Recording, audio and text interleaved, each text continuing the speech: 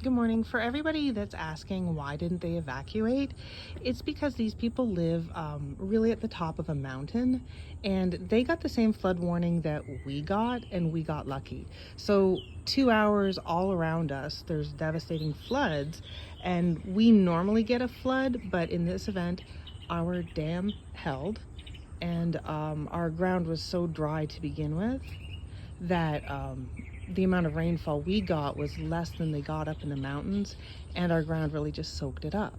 But for people that are angry and frustrated and saying, why didn't these people evacuate?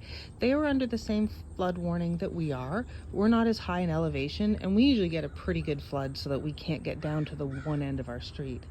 But these people would have experienced flooding that covered up the burn pile there, and that, came well above the bottoms of those trees.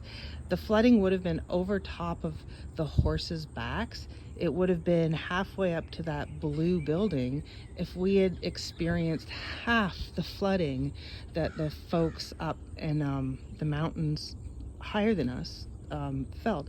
It's an unbelievable feeling, because what happens is first your ground gets a little soggy, and then you see puddles rising, and then, if it's a bad flood, the road will get covered, and you won't be able to get out of our neighborhood down to one side.